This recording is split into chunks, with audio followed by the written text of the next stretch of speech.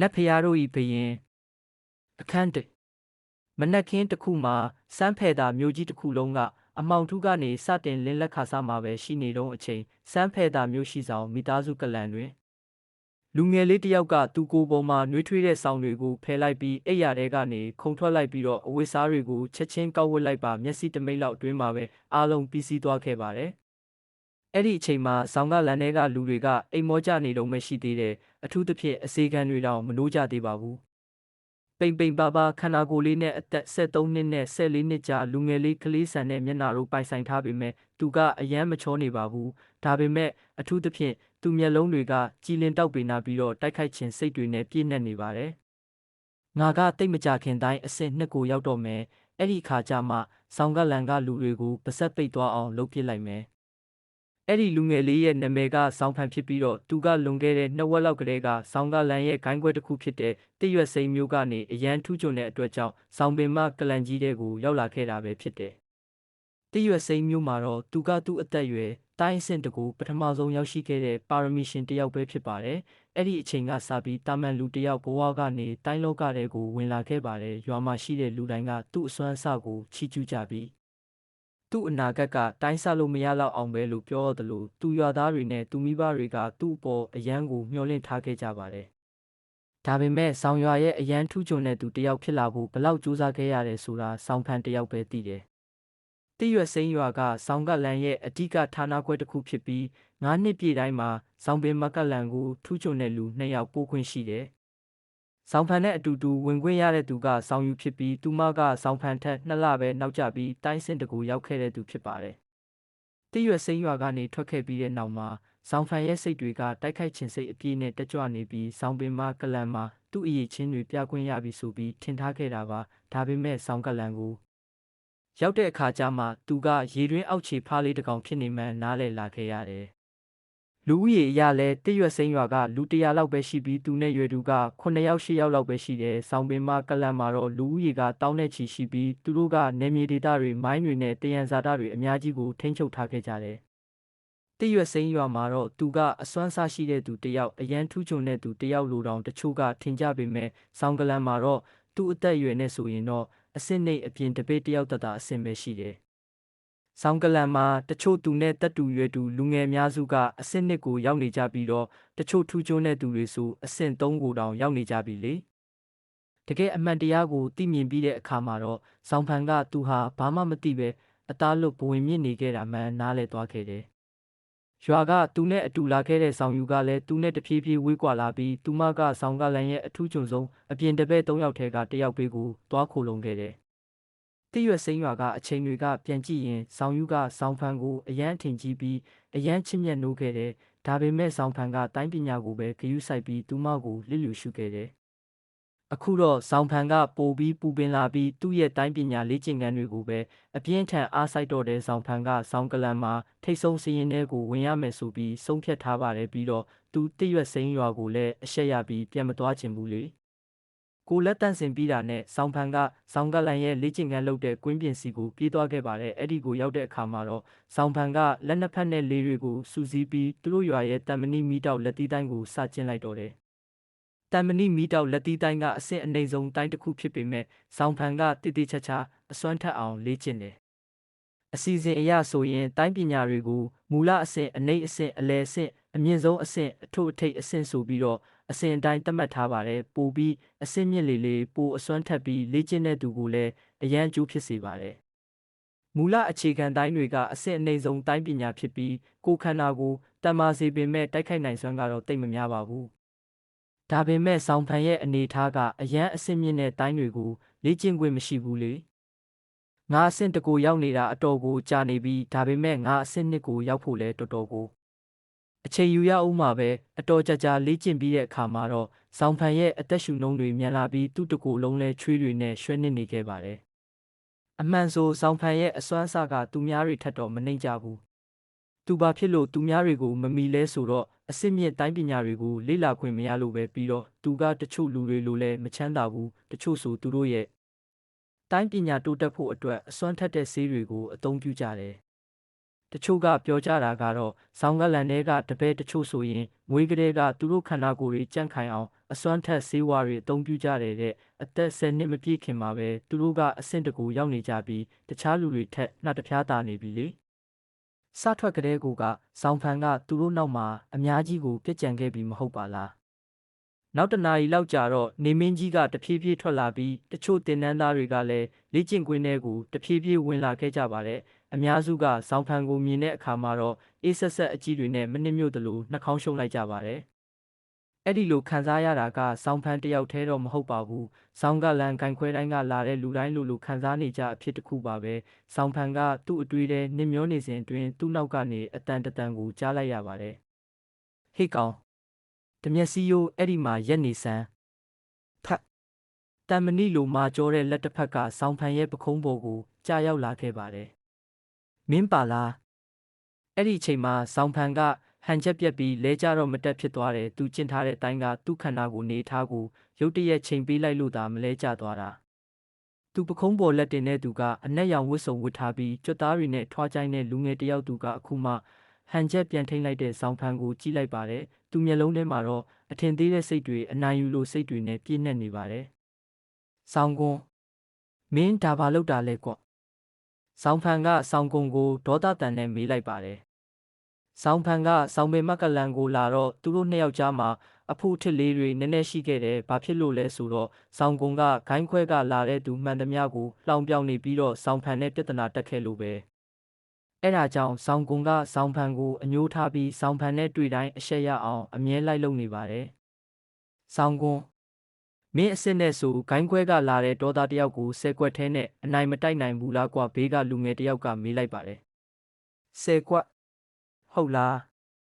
းဆောင်းကုံကတိုင်းအစ်စ်နှစ်ရဲ့အထုပ်ထိပ်အဆင့်ကိုရောက်နေပြီလေဒီကောင်ကို10ကွက်မလိုပါဘူး3ကွက်ဆိုအေးဆေးနိုင်ပါတယ်ကွာဘေးကနောက်လူငယ်တယောက်ကလှောင်ပြောင်ရေမောလိုက်ပါတယ်3ကွက်တကယ်တမ်းတိုက်ခိုက်မယ်ဆိုရင်3ကွက်ထဲနဲ့ဆောင်းဖန်ကိုနိုင်ဖို့တော့မလွယ်ဘူးနော်အနားကចောင်းသားတယောက်ကပြောလိုက်ပါတယ်3ကွက်ဟာဆောင်းကုံကမနစ်မျိုးနဲ့ပုံစံနဲ့ရေးလိုက်ပြီးတော့မင်းတို့အားလုံးကငါ့ကိုအထင်သေးနေကြတာပဲဒီလိုကောင်လောက်ကတော့ငါတိုင်းတစ်ကွက်ထဲနဲ့နိုင်ပါတယ်ကွာတစ်ကွက်ထဲအနားမှာရှိတဲ့ចောင်းသားတွေရဲ့မျက်နှာမှာအံ့ဩတုန်လှုပ်တဲ့အမူအရာတွေထွက်ပေါ်လာကြပါတယ်ဆောင်းဖန်ကမျက်မှောက်ကျုပ်လိုက်ပြီးတော့တဖြည်းဖြည်းဒေါသထွက်လာခဲ့တယ်သူနဲ့ဆောင်းကုံနဲ့တိုင်းအဆင့်တစ်ခုပဲကွာတာမဟုတ်လားတကယ်လို့ဆောင်းကုံတေချာတိုက်မယ်ဆိုရင်3ကွက်ထဲမှာနိုင်ဖို့ဆိုတာလွယ်မှာမဟုတ်ဘူးဒါပေမဲ့တစ်ကွက်ထဲဆိုတာတော့ဒါဆောင်းဖန်ကိုအဆက်ခွဲတာပဲနေမှာဆောင်းကုံရဲ့ရန်စတဲ့မျက်လုံးတွေကိုကြည့်ရင်ဆောင်းဖန်ကတော့ကိုတည်ငြိမ်အောင်ထိန်းထားလိုက်တယ်ငါတစ်ကွက်ထဲနဲ့မရှုံးရင်တောင်ဒီကောင်ကတော့ငါ့ကိုအဆက်ခွဲအောင်မှာပါပဲငါသူ့လက်ကွက်ထဲဝင်သွားလို့မဖြစ်ဘူးဆောင်းကုံငါဒီနေ့လေ့ကျင့်ခန်းလုပ်ထားတာအရန်ပင်ပန်းနေတယ်မင်းနဲ့မရှင်ကျင်သေးဘူးငါရက်နည်းနည်းလောက်နာပြီးမှပြိုင်ကြရအောင်ဆောင်းဖန်ကမျက်နှာသေးနဲ့ပြောလိုက်ပြီးဘာမှထပ်မပြောပဲလေ့ကျင့်ကွင်းကနေထွက်လာခဲ့လိုက်တယ်ဆောင်းဖန်ထွက်သွားတာကိုကြည့်ရင်ဆောင်းကုံကတုံးကနေဖြစ်သွားပြီးမှကောင်းပြီလေငါးမွေထိုးလေးမင်းကိုငါဒီနေ့တော့လွတ်ပေးလိုက်မယ်နောက်တစ်ခါပြန်တွေ့ရင်တော့ငါမင်းကိုတကွက်ထဲနဲ့အနိုင်ယူပေးမယ်ဆိုတာမမေ့နဲ့ကွာတကွက်ထဲနဲ့အနိုင်ယူမယ်ကြည့်ရတာဒီကောင်ကနောက်တစ်ခါကြာရင်ငါ့ကိုအလွတ်ပေးမယ်ပုံမပေါ်ဘူးဆောင်းဖန်ကစိတ်ထဲတေချာစဉ်းစားလိုက်ပါတယ်ငါတိုင်းအစ်စ်နှစ်ကိုမြင်ရောက်မှဖြစ်တော့မယ်ဒါမှဆောင်းကုံကိုတေချာရှင်ပြိုင်နိုင်မှအဲ့ဒီလိုတွေးရင်းနဲ့ဆောင်းဖန်ကောင်းတဲ့ကိုဖိအားတွေဝင်လာပါတယ်လေ့ကျင့်ကွင်းကထွက်လာပြီးဆောင်းဖန်ကအိမ်ကိုပဲတန်းပြန်လာလိုက်တယ်ဆောင်းဖန်ကဆောင်းကလန်ကိုကျောင်းသားအဖြစ်ဝင်နိုင်တဲ့အတွက်သူမိဘတွေကလည်းဆောင်းကလန်မှာနေလို့ရလာတယ်ဒါကသူမိဘတွေအတွက်ဂုဏ်တက်စရာတစ်ခုပဲဒါပေမဲ့ဆောင်းဖန်ကတော့အခုလက်ရှိသူ့အခြေအနေကသူမိဘတွေကိုမျက်နှာငယ်စေတယ်လို့သူထင်နေတယ်သူရွာကလူတွေကိုလည်းဂုဏ်တက်အောင်မလုပ်ပေးနိုင်ဘူးဆိုပြီးစိတ်တက်ကြနေတယ်တားပြန်လာပြီးအဲ့ဒီအတန်ကြားတော့အိမ်ထဲကနေတီတီငိမ့်ငိမ့်နဲ့လူတယောက်ထွက်လာတယ်အဲ့ဒီလူကဆောင်းဖန်ရဲ့အဖေဆောင်းတိုင်ရန်ပဲဖြစ်ပါတယ်ဖန်အားအထဲကိုမြင်မြန်လာခဲ့သားပိုက်စာနေပြီမလားမြင်မြန်လာစားဆောင်းဖန်ရဲ့အမေဆောင်းရှိကမိဖို့ချောင်ထဲကစားစရာတွေယူလာရင်းနဲ့ပြောလိုက်တယ်ဆောင်းဖန်ကသူ့အိမ်ပြန်လာတိုင်းနှွေးထွေးမှုနဲ့ချစ်ချင်းမြတ်တာတွေကိုခံစားလိုက်ရပါတယ်ကျေးဇူးပဲအမေတော်တော်ကိုစားကောင်းတာပဲဆောင်းဖန်ကပါဇက်ထဲပလုတ်ပလောင်းဝိုင်းရင်းနဲ့ပြောလိုက်တယ် ဆောင်းဖန်ကစားရင်းနဲ့သူ့အဖေနဲ့အမေမျက်နှာတွေကတီတီကြီးကြီးဖြစ်နေတာတွေ့တော့အဖေနဲ့အမေဘာပြဿနာများရှိနေလို့လဲအဲ့ဒီအတန်ကြာတော့ဆောင်းဖန်မိဘတွေကတယောက်မျက်နှာတယောက်ကြည့်ရင်တပြင်းကိုစီချလိုက်တယ်ငါပဲပြောလိုက်တော့မယ်တိတ်မကြသေးခင်ကပဲဆောင်းကလန်အကြီးကဲတွေစီကပို့လိုက်တဲ့စာရောက်လာတယ်ဆောင်းကလန်ကအခုစီကန်းအစ်စ်ထုတ်လိုက်ပြီတကယ်လို့ဂိုင်းခွဲကလာတဲ့ចောင်းသားတွေကတိုင်းအစ်စ်နှစ်ကိုမရောက်ခဲ့ဘူးဆိုရင်ဆောင်းကလန်မိသားစုတိုင်းပြိုင်ပွဲကိုဝင်ရောက်ရှင်ပြိုင်ခွင့်မရတော့ဘူးပြီးတော့အသက်15မတိုင်ခင်တိုင်းအဆင့်3ကိုမရောက်ရင်မရောက်တဲ့ចောင်းသားကိုအိမ်ပြန်ပို့မယ်ဆိုပြီးပြောတယ်ဆောင်းဖန်ရဲ့အဖေကတည်ငြိမ်နေတဲ့မျက်နှာနဲ့ပြောလိုက်တယ်အဲ့ဒါကြတော့ဆောင်းဖန်ကအသက်ရှူရက်သွားသလိုခံစားလိုက်ရတယ်ဘလို့ဆောင်းမိသားစုတိုင်းပြိုင်ပွဲကလူငယ်တွေသူတို့အစွမ်းကိုထုတ်ပြခွင့်ရတဲ့ပွဲပဲအနိုင်ရတဲ့လူကစုကြီးကြီးမမရနိုင်ပြီးဆောင်းကလန်ကတေချာလေ့ကျင့်ပေးတဲ့အတွင်းတပည့်တောင်ဖြစ်နိုင်တယ်ဒါကအပြင်ចောင်းသားတွေအတွက်ငါးကနေငကားကိုပြောင်းနိုင်မဲ့အခွင့်အရေးပဲလေတကယ်လို့ဒီအခွင့်အရေးကိုဆုံးရှုံးသွားရင်ဆောင်းကလန်ကနေအထုတ်ခံလိုက်ရတာနဲ့ဘာထူးမှလဲပြီးတော့နောက်ဆုံးစီကန်းကလည်းဆောင်းဖန်ရဲ့နှလုံးသားမှာတင်းတင်းကြပ်ကြပ်ခံစားရစေတယ်အသက်15မတိုင်ခင်တိုင်းအဆင့်3ကိုရောက်ရမယ်မရောက်ရင်ဂိုင်းခွဲကိုပြန်ရမယ်မဖြစ်နိုင်ဘူးဒါလုံးဝကိုမဖြစ်နိုင်ဘူးဆောင်းဖန်ကလက်သီးကိုတင်းတင်းကြပ်ကြပ်ဆုပ်ထားရင်းနဲ့ရေရွတ်လိုက်တဲ့သူသားရွာပြန်ပို့ခံရရင်သူနဲ့သူမိဘတွေမျက်နှာပဲသွားထားရမှာလဲဒီစီကန်းကလည်းဂိုင်းခွဲကအကြောင်းသားတွေအတွက်ပဲမဟုတ်လားဆောင်းဖန်ရဲ့အမေကလည်းမနစ်မြို့တဲ့အတန်နဲ့ဝင်ပြောလိုက်တယ်အဖေနဲ့အမေစိတ်ချပါကျွန်တော်ဆောင်မိသားစုတိုင်းပြိုင်ပွဲမတိုင်ခင်တိုင်းပညာအဆင့်2ကိုရောက်အောင်စူးစမ်းပါမယ်ဆောင်းဖန်ကအန်ကျရင်တုံရင်နေတဲ့အတန်နဲ့ပြောလိုက်တယ်အခုကအချိန်2လလိုသေးတယ်ဒါပေမဲ့1လကြိုပြီးတိုင်းပြိုင်ဖို့စည်ရင်းပေးရမှာတိုင်းပညာအဆင့်1ကနေအဆင့်2ကို1လအတွင်းရောက်ဖို့ဆိုတာလွယ်တဲ့အလုပ်တော့မဟုတ်ဘူးဆောင်းတိုင်းရန်ကခေါင်းခိုင်ရင်းနဲ့ပြောလိုက်တယ်ဆောင်းဖန်ကိုယ်တိုင်ကလည်းသူ့ကိုယ်သူသိတယ်တကယ်လို့အချိန်2လလောက်ရှိသေးရင်သူအဆင့်2ကိုရောက်ဖို့က30%လောက်ရှိသေးတယ်1လအတွင်းရောက်ဖို့ကတော့သူကိုယ်သူမယုံဘူးအချိန်တော်တော်ကြာကြာတိတ်ဆိတ်နေပြီးမှသူ့အမေကကြာလူဆဲဆဲမျက်ရည်တွေကိုတုပ်ရင်းခံအားပါပဲဖြစ်ဖြစ်တားအတွက်အမေတို့ကဂုံယူပြီးသားပါမအောင်မြင်တော့လဲအမေတို့ရွာပြန်ပြီးတာမန်လူဘဝနဲ့အေးအေးဆေးဆေးနေကြတာပေါ့သူ့အဖေကလည်းခေါင်းညစ်ရင်းနဲ့ဟုတ်တာပေါ့ငါတို့တည့်ရွက်စိမ်းရွာကိုသာပြန်သွားရင်မင်းကလည်းအထူးကြုံဆုံးចောင်းသားဖြစ်နေဦးမှာပဲလေဖီနစ်ငှက်ရဲ့အမွေးထက်ကြက်တကောင်ရဲ့ခေါင်းကားမှပိုကောင်းပါတယ်ကွာသူတို့မိဘတွေအတွက်ကတော့သူတို့ကလေးကိုလုံလုံခြုံခြုံနဲ့အေးအေးဆေးဆေးပဲနေစေချင်တယ်လေဆောင်းဖန်ကသူ့ကောင်းကိုကြမ်းကြမ်းတမ်းတမ်းခါရင်းနဲ့ကျွန်တော်ကတော့ရွာပြန်ပြီးတာမန်ဘဝနဲ့မနေနိုင်ဘူးကျွန်တော်တစ္ဆာဆိုထားတယ်ဒီဆောင်ကလန်မှာအမြင့်ဆုံးနေရာကိုရောက်ပြီးစမ်းဖဲတာမျိုးကလည်းကျွန်တော်ရင်ဖြစ်ရမယ်ဆောင်းဖန်ကငိုရင်းနဲ့អော်ပြီးတော့အိမ်ထဲကနေပြေးထွက်သွားတယ်ဖန်အားတာခေါင်းမမဆမ်းပါနဲ့သူမိဘတွေကလှမ်းအောင်ခေါ်လိုက်တယ်အဲ့ဒီအချိန်မှာပဲဖုံးဆိုတဲ့အတန်နဲ့မိုးကြိုးမုန်တိုင်းတွေကအော်ဟစ်ပြီးအပြင်မှာမိုးတွေစရွာလာတယ်။ဆောင်းဖန်ကတော့စိတ်တက်ကြပြီးငိုရင်းနဲ့ပဲမိုးရွာတဲ့ကိုပြေးထွက်သွားတယ်။လျှက်စီးနဲ့မိုးကြိုးတွေကတစ်ဖြက်ဖြက်လက်နေပြီးဆောင်းဖန်ရဲ့မျက်နှာကိုတော့အမှောင်ထဲမှာမြင်နိုင်တယ်။ဟာသွားပြီးလို့ဆောင်းဖန်ကရေရွရင်းသူ့ဘော်ကိုဖီအားကြီးကြီးမားမားကျလာတယ်လို့ခံစားလိုက်ရတယ်။သူမော့ကြည့်လိုက်တဲ့အခါမှာတော့သူမြင်ရတဲ့ဟာကသူ့ကိုအံ့ဩတုန်လှုပ်သွားစေတယ်။သူမွေးကလေးကမိုးကြိုးတွေပင့်ကူအိမ်လို့ဖွဲ့ပြီးဖြစ်လာတာမျိုးကိုတခါမှမမြင်ဘူး။အဲ့ဒီအချိန်မှာပဲမိုးကြိုးတွေကတစုံတစ်ခုရဲ့စွမ်းအားအောက်ရောက်နေပြီးသူနေတဲ့နေရာတွေကိုပဲအကွဲလာစေတယ်။ရှီးဆိုတဲ့အတန်နဲ့အတူအမဲရောင်အလင်းတန်းလေးကမိုးကြိုးတွေကိုဖျက်လာပြီးတော့လှပတဲ့အိမ်မက်ဆန်ဆန်လိုင်းတွန့်လေးတွေဖြစ်ပေါ်လာပါတယ်။မိုးကြိုးရဲ့စွမ်းအားကိုတောင်လွန်ဆန်ပြီးထွက်လာတယ်ဆိုတော့ဒီဟာကတော်ယုံဟာတော့မဖြစ်နိုင်ဘူးထင်တယ်လို့ဆောင်ဖန်ကတွေးလိုက်တယ်အဲ့ဒီအချိန်မှာပဲသူ့ခြေထောက်တွေကမလှုပ်ရှားနိုင်တော့ဘူးသူ့စံပင်တွေကအဝတ်စားတွေရောကမဲနဲ့သွားပြီးသူ့နားထဲမှာမိုးချင်းတန်တွေအဆက်မပြတ်ကြားနေတယ်လောကကြီးတစ်ခုလုံးတိတ်ဆိတ်သွားတယ်လို့ခံစားလိုက်တယ်ဒါကဆောင်းဖန်ကသူ့ခြေထောက်နားမှာမျက်လုံးပုံစံထူးဆန်းတဲ့အမဲရောင်အလုံးလေးကိုမြင်လိုက်ရတယ်ဒါလေးကမိုးကြိုးကိုဖျက်ပြီးအနက်ရောင်အလင်းတန်းကိုဖြစ်ပေါ်လာစေတဲ့အရာလားဖောင်းဆိုတဲ့အတန်နဲ့အတူအဲ့ဒီမျက်လုံးပုံစံလေးကဆောင်းဖန်မျက်လုံးကိုစိုက်ကြည့်ရင်းနဲ့ဆောင်းဖန်ကလည်းအဲ့ဒီမျက်လုံးကအသက်ရှိတယ်လို့ခံစားလိုက်ရတယ်ဒါပေမဲ့အဲ့ဒီမျက်လုံးပုံစံလေးကသူ့နှလုံးသားကိုနှွေးထွေးစေပြီးတော့ရင်းနှီးတယ်လို့ခံစားရစေတဲ့အဲ့ဒီအချိန်မှာပဲသူ့ကိုတစုံတစ်ယောက်ကခေါ်နေတယ်လို့မျိုးခံစားလိုက်ရတယ်ဖ ဖုံးဆိုတဲ့အတန်နဲ့မျက်လုံးပုံစံအနက်လုံးလေးကအရိပ်တွေပေါ်လာပြီးဆောင်းဖန်ရဲ့ဘဲမျက်လုံးထဲကိုရှုပ်ခနဲ့ဝင်သွားတော့တယ်။အာဆောင်းဖန်ကအတန်ကုန်အော်ရင်းနဲ့မေးလဲသွားတော့တယ်။သူမေ့မလဲကြခင်တွေးမိလိုက်တာကတော့သွားပြီ။ငါမျက်လုံးတွေတော့ကမ်းပြီထင်တယ်။အခန်းနှစ်အချိန်တွေဘလောက်တောင်ကြာသွားတယ်လဲမသိတော့ပါဘူး။ဆောင်းဖန်တတိပြန်လဲလာတော့သူ့တကိုယ်လုံးဘာဖြစ်နေလဲဆိုတာတောင်သူမသိတော့ပါဘူး။သူသိတာတစ်ခုကသူ့ရဲ့ဘဲမျက်လုံးကအယမ်းနာကျင်နေတယ်ဆိုတာပါပဲ။ဘဲမျက်လုံးဆောင်းဖန်တကိုယ်လုံးအေးဆက်သွားပြီးဘာဖြစ်ခဲ့တယ်ဆိုတာတွေကိုပြန်တရိရသွားပါတယ်။သူမေ့လဲကြမသွားခင်မှာထူးဆန်းတဲ့မျက်လုံးပုံစံအလုံးလေးကသူ့မျက်လုံးထဲကိုဝင်သွားတယ်ဆိုတာသူပြန်တရိရသွားပါတယ်။ဒါကတကယ်သာဆိုရင်ငါပဲမျက်လုံးကန်းနေပြီပဲ။ငါကမျက်လုံးတစ်ဖက်ပိတ်တပြနဲ့တူနေပြီပေါ့အဲ့ဒါကိုစဉ်းစားမိတော့သူငိုချင်တယ်လို့တောင်ဖြစ်သွားတယ်။ဒုတ်အဲ့ဒီအတန်ကတော့သူ့နှလုံးခုန်တန်နဲ့တူတဲ့သူ့ရဲ့ဘဲဘက်မျက်လုံးကသူ့ရဲ့အာယုံထဲမှာမြည်ဟိန်းနေတဲ့အတန်ပါပဲ။ဖုံး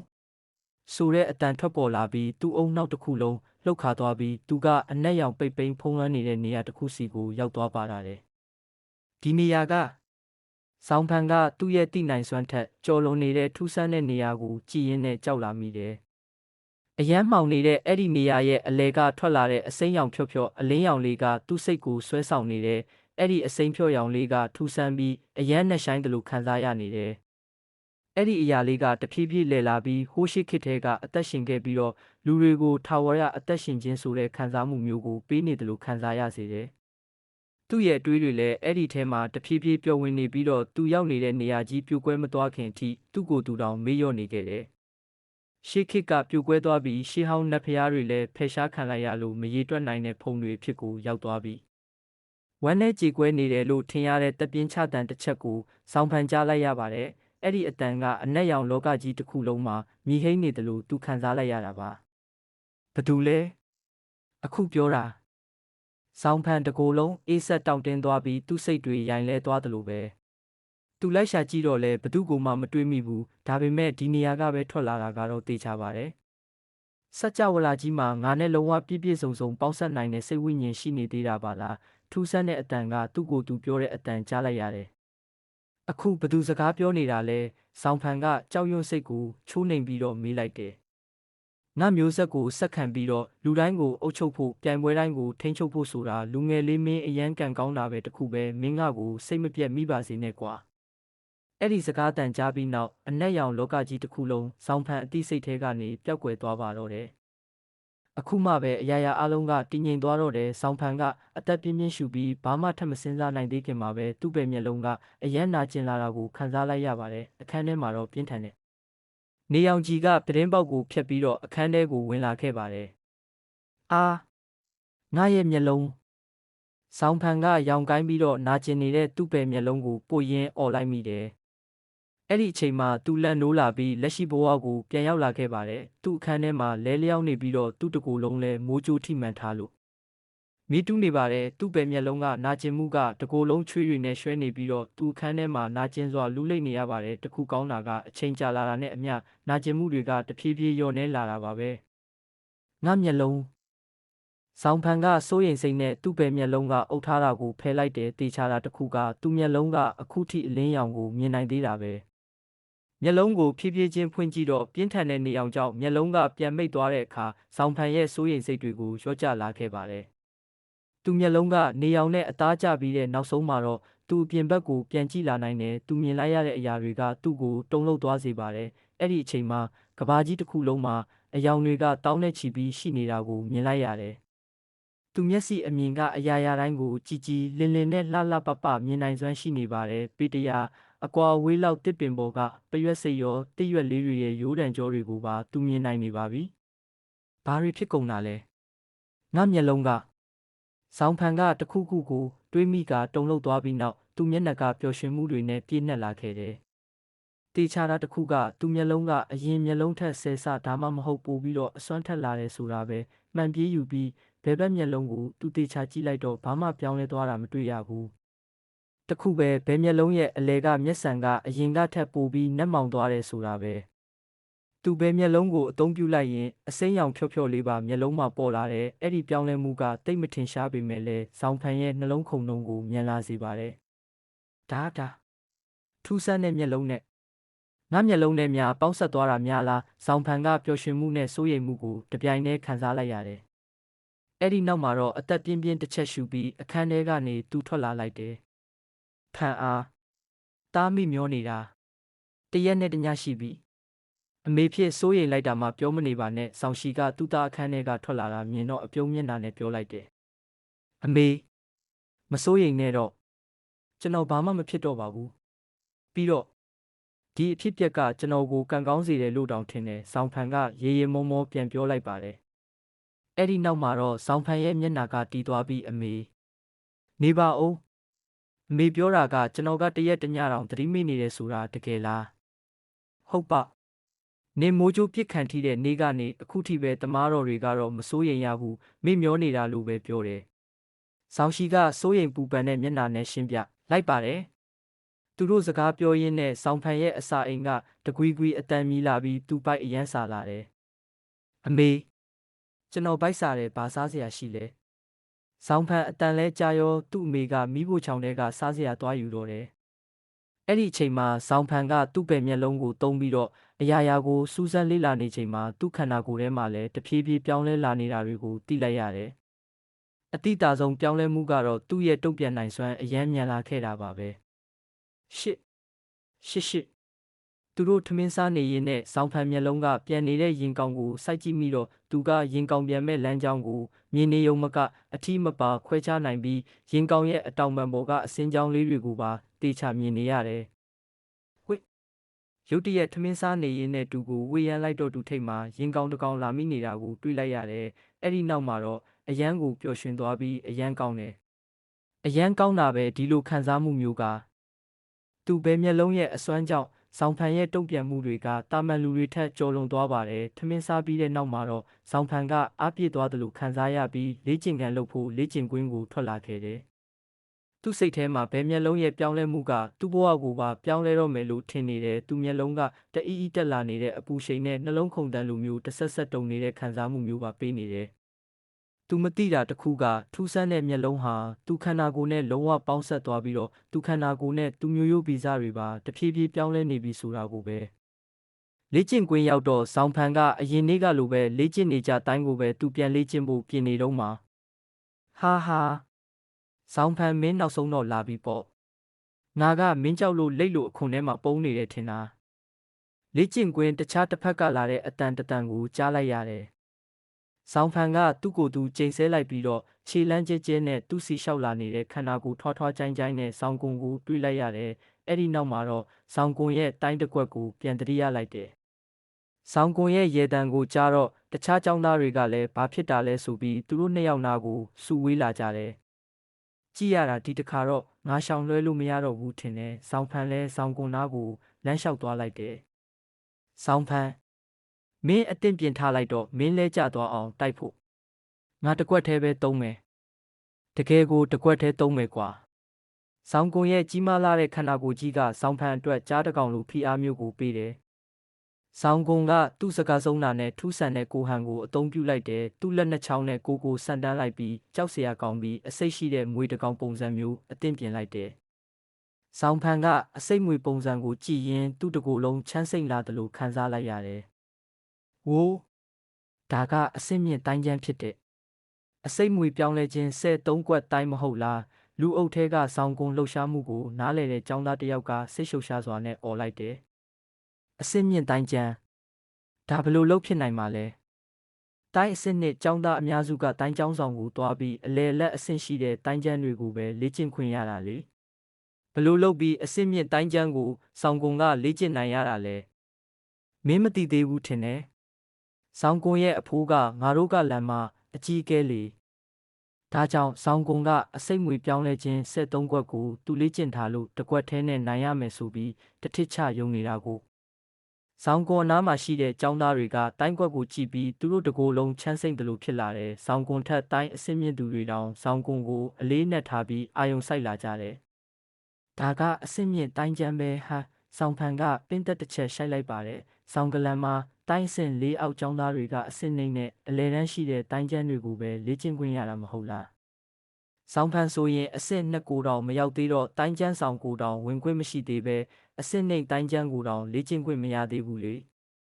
အစိတ်မွေပြောင်းလဲခြင်း73ခွက်ကထိခိုက်သေးဆုံးနိုင်စွမ်းအရန်မြင့်တဲ့အဆင့်မြင့်တိုင်းကျန်းတစ်ခုဖြစ်ပြီးအဆင့်နှိမ်တိုင်းကျန်းအလယ်လက်တိုင်းကျန်းတို့နဲ့တခြားစီဖြစ်ကဆောင်းဖန်ကျင့်နေတဲ့တာမန်တိုင်းနဲ့ဆိုရင်အရန်ကိုအလန့်ကွာသေးတယ်လေအဲ့ဒီအချိန်မှာဆောင်းကိုရဲ့လှုပ်ရှားနေတဲ့လက်တွေကတစ်ချက်လောက်လှုပ်ရှားလိုက်တာနဲ့ဆောင်းဖန်ကိုလဲကျအောင်တိုက်ခိုက်တော့မလို့ဖိအားကြီးကြီးမမကိုပေးနေတယ်ဒါကြောင့်ဆောင်းကွန်ကငါ့ကိုတကွက်ထဲနဲ့အနိုင်တိုက်မယ်လို့ယုံကြည်ချက်ရှိနေတာကိုဆောင်းဖန်ရဲ့နှလုံးကုန်းလုံးတွေကမြန်လာပြီးတာမန်အခြေအနေမှာဆိုအစစ်မြင့်တိုင်းကျန်းကိုသူတကွက်တောင်ခုခံနိုင်မှာမဟုတ်တာတော့အမှန်ပဲ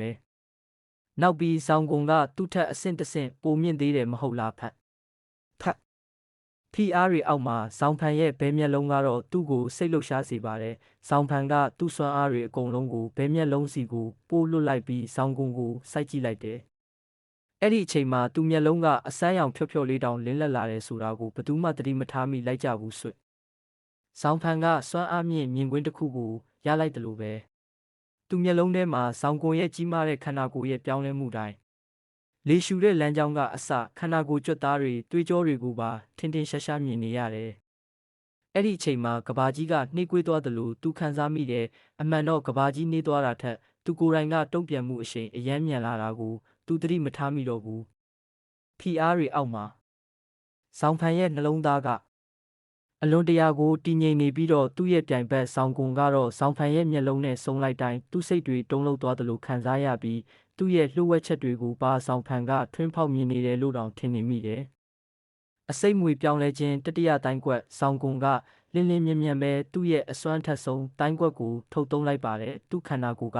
အစိတ်မြွေတစ်ကောင်လိုရောမိုးကြိုးတစ်စင်းလိုပါလျင်မြန်ပြီးစွမ်းအားကြီးမားလာခဲ့ပါတယ်ရှုမျက်စိတမိတ်လေးအတွင်းမှာပဲဆောင်းကွန်ကသူ့လက်နှစ်ချောင်းကိုငွေဆွဲတွေလိုလုပ်ပြီးဆောင်းဖန်စီကိုလှမ်းပေါက်ချလိုက်တဲ့အယမ်းမြန်လိုက်တာတချို့ဆောင်းကွန်နဲ့တိုင်းဆင့်တူတဲ့ចောင်းသားတွေတောင်ဆောင်းကွန်ဘလို့လှုပ်ရှားလိုက်တယ်ဆိုတာကိုတေချာမမြင်လိုက်ကြပါဘူးဆောင်းကွန်ရဲ့မွေဆွဲလိုလက်နှစ်ချောင်းကဆောင်းဖန်ကိုထိလူထိခင်လေးမှာဖုံးရုတ်တရက်ပြင်းထန်တဲ့လက်သီးတစ်လုံးကလေဟုန်ကိုဖျက်တမ်းသွားပြီးဆောင်းကွန်ရဲ့လက်မောင်းကိုပြင်းပြင်းထန်ထန်ထိသွားတယ်ဘလို့ဖြစ်သွားတာလဲအံ့ဩမှုကြောင့်ဆောင်းကွန်ရဲ့တကိုယ်လုံးစက်ခနဲတုံးလှုပ်သွားပြီးနောက်သူ့လက်မောင်းတစ်ခုလုံးထုံကျင်သွားပါတော့တယ်သူ့လက်ချောင်းတွေကဆောင်းဖန်ရင်ပတ်နဲ့လက်မဝက်လောက်အကွာဝေးကနေနည်းနည်းလေးမှမလှုပ်ရှားနိုင်တော့ဘူးအေးအဲ့ဒီနောက်မှာတော့ဆောင်းကွန်ရဲ့အစာအိမ်ကရုတ်တရက်အလွန်အမင်းနာကျင်လာပြီးဆောင်းကွန်အတန်ကုန်ဟစ်အော်ပြီးလဲကျသွားပါတယ်ဘာတွေဖြစ်ကုန်တာလဲចောင်းသားတွေအားလုံးကအံ့ဩတင်သွားပြီးတော့ကျဲလောင်စွာအော်ဟစ်လိုက်ကြပါတယ်ဆောင်းဖန်ကတကွက်သေးပဲမင်းရှုံးသွားပြီနော်အခန်း3ဆောင်းဖန်ကစိတ်လှုပ်ရှားမှုကိုဖုံးကွယ်ထားလို့မရပဲသူကိုယ်တိုင်အံ့ဩနေတဲ့ပုံစံနဲ့ပြောလိုက်တယ်ငါနိုင်သွားပြီလားတကယ်ပဲငါတကွက်သေးနဲ့နိုင်သွားတာလားပြိုင်ပွဲမစခင်မှာတော့သူမျက်လုံးရဲ့ပြောင်းလဲမှုကြောင့်သူမျက်စိအမြင်နဲ့လျင်မြန်မှုကိုအားကိုးပြီးတော့ဆောင်းကွန်ရဲ့တိုင်းကွက်တစ်ကွက်ကိုတော့ကာကွယ်နိုင်လိမ့်မယ်လို့သူယုံကြည်ထားခဲ့တာပါ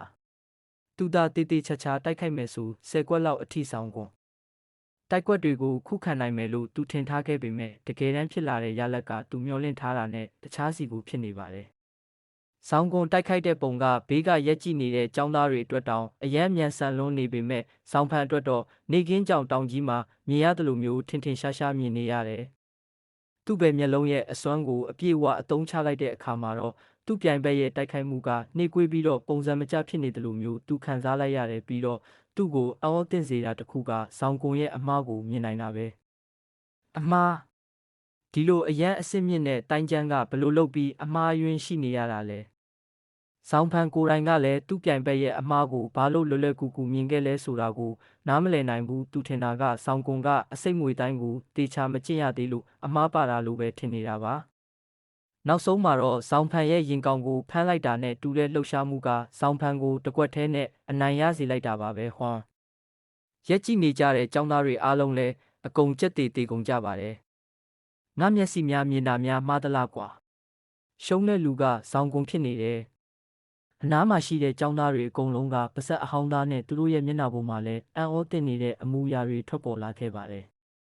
ဘလို့လှုပ်ဖြစ်နိုင်မှာလဲဒီလိုကောင်ကိုငါတကွက်ထဲနဲ့ရှုံးခဲ့တယ်ဆိုတာ ဆောင်းကုန်ကအဖြေရှာမရတဲ့မျက်နှာနဲ့စိတ်ပြက်လက်ပြက်ရေရွတ်လိုက်ပါတယ်အမှန်တော့သူ့ရဲ့ရုတ်တရက်ရှုံးနိမ့်မှုကသူ့ကိုယ်သူဘာဖြစ်သွားသလဲတောင်မမှတ်မိတော့အောင်ဖြစ်သွားစေပါတယ်အဲ့ဒီအချိန်မှာဆောင်းဖန်ရောဆောင်းကုန်ရောသူတို့နှစ်ယောက်လုံးမျက်နှာတွေကထူးဆန်းတဲ့ပုံစံတွေဖြစ်နေတော့အနားကចောင်းသားတွေအကုန်လုံးကသဘောပေါက်လိုက်ကြတယ်ဒါကမတော်တဆဖြစ်သွားတာပဲလူအကုန်လုံးကသူတို့နှစ်ယောက်ရဲ့မျက်နှာတွေကိုကြည့်ရင်ကောက်ချက်ချလိုက်ကြတယ်မင်းပြောတာမှန်တယ်ဒီကောင်လေးရဲ့ကံကတော်တော်ကောင်းတယ်သူမမျောလင့်ပဲနိုင်သွားတာနေမှာပါကွာသူအရန်ကံကောင်းတာပဲနော်လူအုပ်ကြီးကဆောင်းဖန်ရဲ့နိုင်ပွဲကိုကံကောင်းမှုအဖြစ်ပဲသတ်မှတ်လိုက်ကြပါတယ်ကံတရားဟုတ်လားဟုတ်ချင်လဲဟုတ်မှာပေါ့ဆောင်းဖန်ကခက်ဖြော့ဖြော့လေးပြုံးလိုက်ရင်းနဲ့ထွက်သွားဖို့ပြင်လိုက်ပါတယ်ဟေ့ကောင်ခဏနေဦးဆောင်းကုံကနာကျင်နေတဲ့အစာအိမ်ကိုလက်နဲ့အုပ်ပြီးတော့ရှုံးမဲ့နေတဲ့အမှုအရာနဲ့လှမ်းပြောလိုက်တယ်ဆောင်းဖန်မင်းကံကောင်းလို့နိုင်တာပါကွာနှုတ်မို့ဆိုရင်နိုင်စရာမှမရှိတာမင်းနဲ့ငါနဲ့တစ်ခေါက်ထပ်ပြီးတိုက်ကြရအောင်ဆောင်းဖန်ကသူ့ရဲ့မျက်ခုံးကိုတွန့်ပြီးဆောင်းကုံကိုကြည့်လိုက်ပါတယ်ငါမင်းနဲ့မတိုက်တော့ဘူးပထမအချက်ကမင်းစီမှာဒဏ်ရာရနေပြီဒုတိယအချက်ကငါမှအချိန်မရှိတော့ဘူးလှုပ်เสียရရှိသေးတယ်အဲ့ဒီလိုပြောပြီးတာနဲ့ဆောင်းဖန်ကလေ့ကျင့်ကွင်းတောင်ကိုထွက်သွားတော့တယ်သူ့နောက်မှာတော့ចောင်းသားတွေကနားမလည်နိုင်တဲ့မျက်နှာတွေနဲ့ကြံခဲ့ကြတယ်မျိုးမစစ်ကောင်ငါပြန်ကောင်းလာပြီ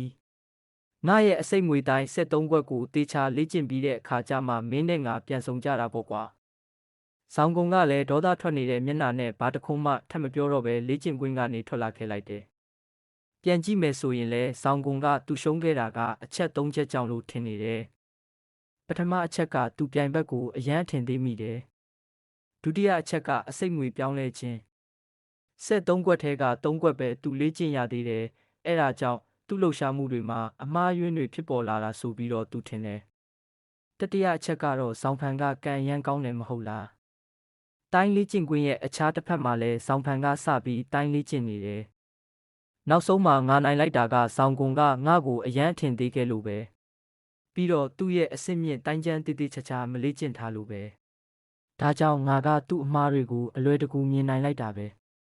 ဲဆောင်းဖန်ကသူနိုင်လိုက်တဲ့အဖြေကိုသူ့နှလုံးသားထဲမှာနားလည်နေတယ်ဆောင်းကုံကနောက်တစ်ခါတိုက်ရင်တော့အလွယ်တကူတိုက်တော့မှာမဟုတ်ဘူးသူသာအစိတ်ငွေတိုင်းကိုအမှားမရှိအောင်လေ့ကျင့်နိုင်သွားရင်ငါသူ့ကိုထပ်နိုင်ဖို့ဆိုတာဘလို့မှမဖြစ်နိုင်တော့ဘူးဒါကဘာကြောင့်လဲဆိုတော့တိုင်းအဆင့်1နဲ့အဆင့်2ရဲ့ကွာခြားချက်ကလည်းအရန်ကြီးမားလို့ပဲတိုင်းအဆင့်6ဆင့်ရှိပြီးတော့ပထမ3ဆင့်ကိုစွမ်းအားအဆင့်လို့လူသိများကြတယ်စွမ်းအားအဆင့်မှာလူတစ်ယောက်ရဲ့အခြေခံကိုခိုင်မာလာစေပြီးတော့ခန္ဓာကိုယ်ကိုကြန့်ခိုင်ပြီးတန်မာလာစေတယ်ဒါကြောင့်အဆင့်1နဲ့2မှာခွန်အားကွာခြားချက်က1ကီလိုဂရမ်လောက်အထိရှိနေတယ်ဒါကြောင့်ပုံမှန်အခြေအနေတစ်ခုမှာအဆင့်1ကလူကအဆင့်2ကလူကိုအနိုင်ယူဖို့ဆိုတာလုံးဝမဖြစ်နိုင်ဘူးတကွက်ထဲနဲ့အနိုင်ယူဖို့ဆိုတာကတော့ပင်လယ်ကြီးထဲမှာအရှာရတာထက်ကိုပိုပြီးမဖြစ်နိုင်သေးတယ်အဲ့ဒီတော့အဓိကအချက်ကငါခွန်အားကိုပိုကြီးမားလာအောင်လုပ်ဖို့ပဲဆောင်းဖန်ကလေအေးတွေကိုတစ်ချက်ရှူလိုက်ရင်းနဲ့သူ့ရဲ့တံမဏိမီတောက်လက်သီးတိုင်းကိုစပြီးလေ့ကျင့်ဖို့ပြင်ဆင်လိုက်တော့တယ်ပထမအကွက်ဒုတိယအကွက်တတိယအကွက်တံမဏိမီတောက်လက်သီးတိုင်းကိုလေ့ကျင့်ရတာအရင်ကနဲ့မတူပဲအရန်ချုံးမွေးနေတာကိုဆောင်းဖန်သတိထားမိလိုက်တယ်ဟူဆောင်းဖန်ရဲ့မျက်နှာမှာစိတ်လှုပ်ရှားမှုတွေအထင်သာပေါ်လွင်နေတဲ့တံမဏိမီတောက်လက်သီးတိုင်းက32ကွက်ရှိပြီးတိုင်းကွက်အားလုံးကိုသူခဏလေးတွင်းမှာကစားလိုက်ရတယ်လို့ပဲသူအရင်ကထက်စာရင်သူ့ရဲ့တိုင်းကွက်တွေကအမြန်နှုံရောစွမ်းအားတွေပါတိုးတက်လာခဲ့တယ်တိုင်းလေးကျင့်ပြီးတော့သူ့ခန္ဓာကိုယ်ထဲကသွေးကြောတွေထဲမှာလည်းပူနွေးတဲ့သွေးတွေစီးဆင်းမှုအခြေအနေကအရန်ကောင်းနေတယ်လို့ပဲဖတ်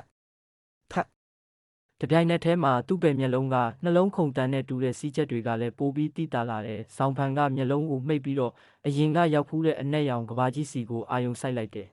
။အဲ့ဒီကဘာကြီးရဲ့အလယ်မှာအစိမ်းရောင်ဖြောဖြောလေးလင်းနေတာကိုတွေးလိုက်ရတယ်။အရင်ကဆိုအစိမ်းရောင်လေးရဲ့အချင်းဝက်က60စင်တီမီတာလောက်ရှိပြီးမိန်လေးပဲမြင်ရတယ်။အခုကတော့အစိမ်းရောင်လေးကပိုထင်ရှားလာပြီးတော့အလျားကလည်းပိုပြီးကျယ်လာတယ်။ဒါကငါမျက်လုံးလဲစွမ်းအားတွေကငါကိုနဲ့ပေါင်းဆက်သွားတာများလားအဲ့ဒီလိုဖြစ်သွားတာလားဆောင်းဖန်ကစဉ်းစားလိုက်တယ်သူ့ဘယ်ဘက်မျက်လုံးရဲ့ပြောင်းလဲမှုကသူ့ရဲ့ကံတရားကိုပြောင်းလဲလိုက်ပြီဆိုတာတော့ तू မသိလိုက်ဘူးပထမကသူဆောင်ကုန်းကိုတကွက်ထဲနဲ့အနိုင်တိုက်လိုက်တယ်နောက်တော့ तू တိုင်းလေးကျင်တာတွေကအရင်ကနဲ့မတူအရန်ကိုချုံးမွေ့နေတယ် နောက်တစ်ခေါက်ဆောင်းဖန်ရဲ့တိုင်းကွက်အမြန်နှုံးတွေကပိုမြန်လာပြီးတစ်ကွက်နဲ့တစ်ကွက်ဆက်ဆက်မှုတွေကလည်းအရင်ကထပ်ပိုပြီးကောင်းလာတယ်။နောက်ထပ်3 ကြိမ်လောက်လေ့ကျင့်ပြီးတဲ့နောက်မှာတော့အရင်ကနဲ့ရှင်ရင်2 ဆလောက်ကိုပိုပြီးမြန်လာပြီးထိခိုက်နိုင်စွမ်းကလည်းအယမ်းမြင့်လာတယ်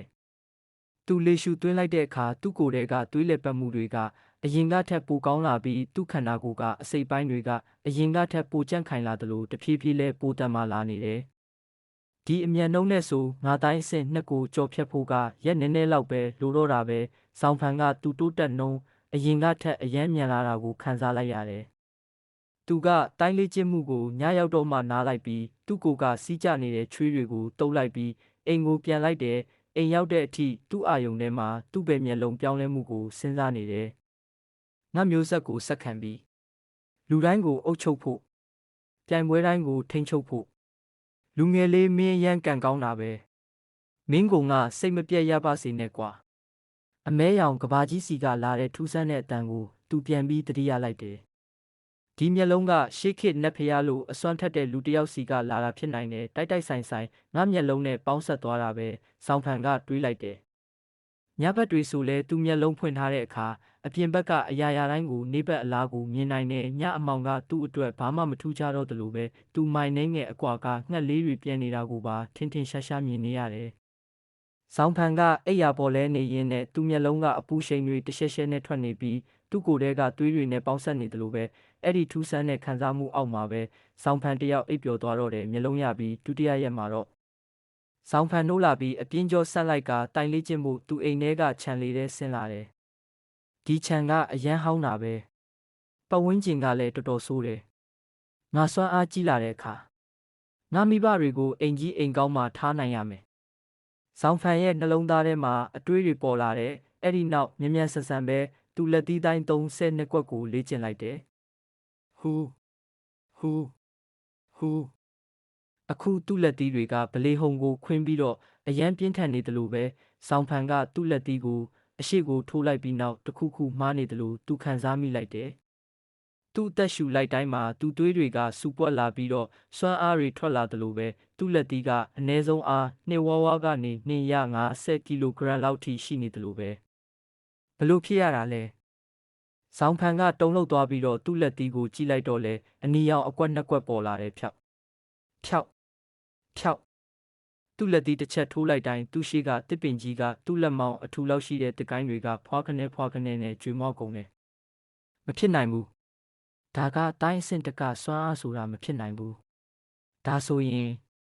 ဆောင်းဖန်ရုတ်တရက်နှလုံးခုန်မြန်သွားတော့တယ်သူ့အတွေးတွေကိုမှန်အတီးပြုတ်ဖို့သူအသက်ပြင်းတစ်ချက်ရှူလိုက်ပြီးသူ့စွမ်းအားတွေအကုန်နဲ့မြေကြီးကိုခြေတစ်ချက်စောင့်နှင်းချလိုက်တယ်မြေကြီးကတုန်ခါသွားပြီးမြေစီလွာတွေကြေမွသွားကဆောင်းဖန်ရဲ့ခြေရာကလက်မဝက်လောက်ကိုမြေကြီးထဲနစ်ဝင်သွားတယ်။အဲ့ဒါကိုမြင်လိုက်ရတော့သူအယမ်းပျော်သွားပြီးသူ့လက်ဝါးကို30ကီလိုဂရမ်လောက်ရှိတဲ့ကြောက်တုံးကိုရိုက်ချလိုက်တော့ကြောက်တုံးကအစိတ်အမွှာကွဲကြေသွားတယ်။ဒီလိုစွမ်းအားမျိုးကတိုင်းအဆင့်တကြောင်းသားတွေရှိတဲ့စွမ်းအားမျိုးမဖြစ်နိုင်ဘူးလေ။ဒါဆိုရင်တိုင်းအဆင့်2လား။ဒါဆိုငါတိုင်းအဆင့်1ကနေ2ကိုရောက်သွားပြီပေါ့။ဆောင်းဖန်ကမျက်လုံးကိုမှိတ်လိုက်ပြီးသူ့ကိုယ်ထဲကစွမ်းရည်တွေရဲ့လမ်းကြောင်းတွေကိုခံစားလိုက်တယ်သူပထမကထင်တာကသူတိုင်းအဆင့်2ကိုရောက်ဖို့ကရက်နည်းနည်းလောက်ကြိုးစားရအောင်မယ်လို့ဒါပေမဲ့မမျှော်လင့်ပဲနဲ့တညတည်းနဲ့သူရောက်သွားတာပဲသူ့စိတ်နဲ့သူ့မျက်လုံးကိုအာယုံခံကြည့်လိုက်တော့အစိမ်းရောင်လေးကအရင်က60စင်တီမီတာကနေခု68စင်တီမီတာအထိကျယ်ပြန့်သွားတာကိုတွေ့လိုက်ရတယ်သူ့ရဲ့စွမ်းအင်တွေကအရင်ကထက်ပိုများပြားလာတယ်လို့ခံစားလိုက်ရပြီးတော့သူ့ကိုယ်ထဲကပြောင်းလဲမှုတွေကလည်းရှင်းမပြနိုင်လောက်အောင်များပြားလာတော့တယ်။အခန်း၄တိုင်းအဆင့်2ကိုကြော်ဖြတ်ပြီးတာနဲ့ငါကအောက်ခြေကလူတစ်ယောက်မဟုတ်တော့ဘူး။ငါမိသားစုတိုင်းပြိုင်ပွဲကိုဝင်ပြိုင်ခွင့်ရနေပြီပဲ။ဆောင်းဖန်ကအရန်စိတ်လှုပ်ရှားနေပြီးတော့တိတ်မကြခင်မှာပဲပြန်လဲတည်ငြိမ်သွားပါတယ်။တိုင်းအဆင့်တွေကအဆင့်9ဆင့်ထိရှိပြီးတော့တစ်ဆင့်ထက်တစ်ဆင့်တက်ဖို့အရန်ကိုခက်ခဲပါတယ်။တိုင်းလေ့ကျင့်သူတွေအတွက်ပထမဆုံးအဆင့်3ဆင့်ဟာခွန်အားအဆင့်ဆိုပြီးတော့လူတိုင်းသိကြပါတယ်။တိုင်းလေ့ကျင့်သူတွေကတိုင်းခြေခံခိုင်မာပြီးတော့နောက်ပိုင်းအဆင့်တွေကိုတက်နိုင်ဖို့အတွက်သူတို့ခန္ဓာကိုယ်ကိုကြန့်ခိုင်အောင်လေ့ကျင့်ကြရပါတယ်။ဒါပေမဲ့တိုင်းအဆင့်3အထုပ်ထိပ်ကိုရောက်ရှိသွားတဲ့သူတွေကိုတော့လုံးဝအထင်သေးလို့မရပါဘူး။သူတို့ဟာအနည်းဆုံးခွန်အား400ကီလိုဂရမ်ရှိပြီးတော့ပါရမီရှင်တွေကတော့ခွန်အား ငါဝဝကီလိုဂရမ်နဲ့အထက်မှာရှိကြပါတယ်။သူတို့တွေဟာဘာလက်နက်မှမပါဘဲကြားတစ်ကောင်ကိုလက်ချီတက်တက်အသားလေးတစ်စစီဆွဲဖြဲနိုင်ပြီးတော့ဝက်ဝံတွေကိုလည်းအသားလေးတက်နိုင်ပါတယ်။ဆောင်းဖန်ဟာအခုဆိုတိုင်းအဆင့်2ကိုရောက်ရှိလာပြီးတော့သူမှာခွန်အား250ကီလိုဂရမ်ကနေ3ဝကီလိုဂရမ်အထိရှိနေပါပြီ။သူ့ရဲ့ခွန်အားဟာဆိုရင်တာမန်လူတွေထက်ကျော်လွန်နေပါပြီ။သူသာအဆင့်မြင့်တိုင်းကျမ်းတွေလေ့ကျင့်ခွင့်ရရင်လူပေါင်းများစွာထက်အစွမ်းပိုထက်လာမှာပါ။ငါသာတိုင်းအဆင့်3ကိုရောက်သွားရင်ငါရဲ့ခွန်အားဟာ350ကီလိုဂရမ်ကနေ4ဝကီလိုဂရမ်အထိရှိလာမှာပဲ။ပြီးတော့ငါခွန်အားတွေလည်းအနည်းဆုံး2ဆလောက်တိုးလာမှာပဲ။ဆောင်းဖန်နှလုံးသားထဲမှာအတွေးမျိုးစုံဖြစ်ပေါ်နေပါတယ်။တကယ်တမ်းတော့သူကတိုင်းအဆင့်4ကိုရောက်ရှိချင်နေတာပါ။တိုင်းအဆင့်4ကနေ6ထိဟာဆိုရင်စုဆောင်းတဲ့အဆင့်ဖြစ်ပြီးတော့သူတို့ဟာတိုင်းပညာရှင်တွေဖြစ်ကြပါတယ်။တိုင်းပညာရှင်တွေဖြစ်သွားကြရင်သူတို့ဟာကြန့်ခိုင်တဲ့ခန္ဓာကိုယ်ရှိုံတင်မကပါဘူးခန္ဓာကိုယ်အစိတ်ပိုင်းအားလုံးဟာလည်းကြန့်ခိုင်လာပြီးတော့အတွင်းအားကိုလည်းအသုံးပြုနိုင်လာကြပါပြီ။အတွင်းအားကိုအသုံးပြုပြီးတိုက်ခိုက်တာကခွန်အားကိုအသုံးပြုပြီးတိုက်ခိုက်တာထက်ပိုစွမ်းပါတယ်။တိုင်းပညာရှင်အဆင့်ကိုရောက်ရှိသွားရင်တော့တာမန်လူတွေအဆင့်ကနေလွတ်မြောက်သွားပြီးတော့အဆင့်မြင့်တဲ့အဆင့်တစ်ခုကိုရောက်ရှိသွားပါပြီ။တရွက်စိန်ကြေးရွာမှာတုန်းကဆိုရင်ဆောင်းဖန်ဟာဆောင်းကလန်ရဲ့တိုင်းပညာရှင်ဖြစ်ချင်ခဲ့ပြီးအခုသူ့အိမ်မက်ကနောက်တစ်ဆင့်နီးလာခဲ့ပါပြီ။ဆောင်းဖန်တိုင်းအဆင့်2ကိုရောက်ရှိသွားတာကိုသူမိဘတွေကိုအမြန်ပြောပြလိုက်ပါတယ်။တိုင်းအဆင့်2ဟုတ်လား။သူ့အဖေနဲ့သူ့အမေတို့နှစ်ယောက်လုံးအရန်အံ့အားသင့်သွားကြပြီးတော့တက်ပြင်းချလိုက်ကြပါတယ်။ဆောင်းဖန်ဟာဒီအသက်အရွယ်နဲ့ပြင်ပအကူအညီမပါပဲတိုင်းအဆင့်2ကိုရောက်ရှိခဲ့တယ်ဆိုတော့သူ့ပါရမီဟာတခြားသူတွေထက်သာပါတယ်။မင်းမလှုပ်เสียဆိုလို့နှစ်လကြရင်ကျင်းပမဲ့တိုင်းပြိုင်ပွဲအတွက်ပြင်ဆင်ဖို့ပဲရှိတော့တယ်ငါတို့ကိုမျက်နှာမပြတ်စေနဲ့သူ့အဖေကပျော်ရွှင်စွာပြုံးနေပါတယ်သူ့အမေလည်းပဲကျေနပ်စွာပြုံးနေပါတယ်ဆောင်းဖန်ဒီအဆင့်ကိုရောက်ရှိလာတဲ့အတွက်သူတို့အရန်ကိုပျော်ရွှင်နေတာပါပြီးတော့သူတို့ဒီလောက်မျှော်လင့်မထားပါဘူးဒါပေမဲ့ဆောင်းဖန်ရဲ့ရည်ရွယ်ချက်ကဒီလောက်နဲ့ပဲမဟုတ်ပါဘူးသူကတကယ်တိုင်းပညာရှင်ဖြစ်ချင်တာပါဖြစ်နိုင်ရင်အထုပ်ထိပ်တိုင်းပညာရှင်ဖြစ်ချင်တာပါတိုင်းအဆင့်2ကိုရောက်ရှိသွားပြီးတဲ့နောက်မှာဆောင်းကလန်ထဲမှာငါအဆင့်တန်းပိုမြင့်သွားပြီးအခုဆိုရင်ငါတိုင်းကျန်းဆောင်ကိုဝင်လို့ရပြီတိုင်းကျန်းဆောင်ထဲမှာတိုင်းကျန်းပေါင်းမြောက်များစွာရှိပါတယ်ဆောင်းဖန်ကအဲ့ဒါကိုစဉ်းစားမိတာနဲ့တိုင်းကျန်းဆောင်စီကိုအမြန်ဆုံးထွက်ခွာလာခဲ့ပါတယ်အကိုဖန်လမ်းတစ်ဝက်မှာအနှဲငယ်အံ့အားသင့်နေတဲ့မိန်းကလေးတစ်ယောက်အတန်ကြောင့်သူရက်တက်လိုက်တယ်သူဒီအတန်ကိုရင်းနှီးနေတယ်လို့ခံစားနေရပါတယ်ဆောင်းဖန်နောက်ကိုလှည့်လိုက်တဲ့အခါမှာအသက်သိပ်မကြီးသေးတဲ့ကောင်လေးနဲ့ကောင်မလေးတစ်ယောက်သူ့စီကိုရှောက်လာနေတာကိုတွေ့လိုက်ရပါတယ်။ကောင်လေးကခရမ်းရောင်အဝတ်ဝတ်ထားပြီးတော့မျက်ခုံးထူထူအရက်ရှိရှိနဲ့ဆူရှာတဲ့မျက်လုံးတစ်စုံကိုပိုင်ဆိုင်ထားပါတယ်။သူကတိုင်းအဆင့်3ကိုရောက်နေပြီးတော့တခြားတပည့်တွေလည်းသူ့စီကနေထွက်ပေါ်လာတဲ့ဖိအားတွေကိုခံစားနေရပါတယ်။သူကဆောင်းကလန်ရဲ့အပြင်တပည့်တွေကတိုင်းအဆင့်3တပည့်ဆောင်ရိချံမဟုတ်လား။အနီးအနားကចောင်းသားတွေအံ့ဩသင့်သွားကြပြီးတော့သူတို့ရဲ့မျက်နှာပေါ်မှာကြောက်ရွံ့မှုတွေနဲ့ပူပန်မှုတွေပြည့်နေကြတယ်။ဆောင်းရီချန်နဲ့အတူလိုက်ပါလာတဲ့ချစ်စရာကောင်းတဲ့မျက်နှာလေးနဲ့မိမချောကတော့အဖြူရောင်ကိုဝတ်ဆင်ထားပြီးတော့ဆောင်းဖန်နဲ့ရွယ်တူ14နှစ်လောက်ပဲရှိပါတယ်။ညီမလေးစုဆောင်းဖန်ကအဖြူရောင်ကောင်မလေးကိုကြည့်လိုက်ပြီးတော့လှောင်ပြုံးလိုက်ပါတယ်။တရွက်စိမ်းရွာမှာဆိုဆောင်းစုကသူ့ကိုအရန်ကြိုက်ခဲ့တယ်။ဒါပေမဲ့ဆောင်းကလန်ကိုရောက်ပြီးတဲ့နောက်မှာတော့သူနဲ့ဝေးရာကိုရောက်သွားပြီးတော့သူစိမ့်တွေလိုဖြစ်သွားကြတယ်လေအဲ့ဒီအချိန်မှာပဲဆောင်းစုကဆောင်းရီချန်ကိုတခုခုပြောလိုက်တယ်ကောင်းပြီလေဒါပေမဲ့တိတ်တော့မကြစေနဲ့နော်ဆောင်းရီချန်ကခေါင်းညိတ်ပြလိုက်ပြီးတော့ဆောင်းဖန်ကိုဂရုတောင်မဆိုင်ပဲအရှိလန်းလန်းမှာသွားဆောင်နေလိုက်ပါတယ်ဆောင်းစုကဆောင်းဖန်ရှိကိုစိတ်ရှုပ်နေတဲ့အမူအရာနဲ့ရှောက်လာပြီးတော့တက်ပြင်းချရင်ပြောလိုက်တယ်အကိုဆောင်အကိုလည်းအခုတိုင်းအဆင့်2ကိုရောက်သွားပြီပေါ့ဒါပေမဲ့ဇူအားအကြံနည်းနည်းလောက်ပြီးမယ်နော်အရန်ကောင်းမမာပါနဲ့ဒီကလန်ကိုရောက်လာပြီးတဲ့နောက်မှာဇူအားတစ်ခုနားလဲလာတာကတိုးလာခဲ့တဲ့နေရာကဒီနေရာနဲ့ရှင်ရင်အရန်ကိုကွာခြားလုံးနေမဟုတ်လားနင်မာကိုဆိုလိုချင်တာလဲဆောင်းဖန်ကအေးဆက်ဆက်မျက်နှာနဲ့သူ့မစကားကိုဖျက်ပြောပြီးမေးလိုက်ပါတယ်ဆောင်းစုရဲ့ကဒေါသနည်းနည်းထွက်သွားပြီးအန်ကျိတ်ရင်းနဲ့ပြောလိုက်တယ်အကိုဖန်ဇူအားအကြံတစ်ခုထပ်ပေးမယ်အကိုရီချန်ကိုတွားပြီးတော့တစ္ဆာခံလိုက်ပါလားသူ့ရှိန်ဝါနဲ့ဆိုအကိုလည်းဆောင်းကလန်မှာအေးအေးနေနိုင်ပြီလေတစ္ဆာခံဖို့ဟုတ်လားဆောင်းဖန်ကအေးဆက်ဆက်ရေးလိုက်ပါတယ်သူ့ဘဝမှာဘသူကိုမှတစ္ဆာမခံဘူးလေ ဆောင်းရီကျန်ကအေးဆက်ဆက်ပုံစံနဲ့မောက်မာတဲ့ပုံစံလဲပေါက်တဲ့ဆောင်းဖန်ကိုမြင်လိုက်တိုင်းလဲမတူသလိုမတန်သလိုဆက်ဆံတယ်မဟုတ်လာ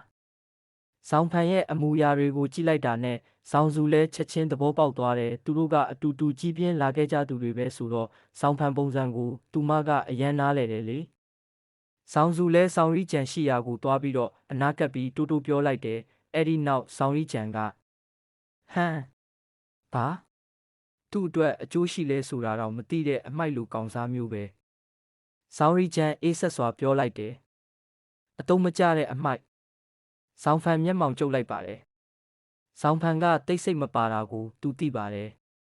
်ဒါပေမဲ့ဆောင်းရီကျန်ရက်နေပြီးတော့အေးဆက်စွာပြောလိုက်ပါတယ်ငါကြားခဲ့ရတာတော့မင်းဟာတရွက်စိမ်းရွာရဲ့ပါရမီရှင်ဖြစ်တယ်ဆိုတာပဲဒါပေမဲ့ဆောင်းကလန်မှာတော့မင်းဟာဘာမှမဟုတ်တဲ့အမိုက်လေးတစ်ခုထက်မပိုပါဘူးငါတို့တွေ့ကြသေးတာပေါ့မိသားစုတိုင်းပြိုင်ပွဲကြရင်ပြီးတော့ငါမင်းကိုတိုင်းတစ်ကွက်ထဲနဲ့အနိုင်ယူပြမယ်အဲ့ဒီတော့ငါကဘာပြောရအောင်မလဲ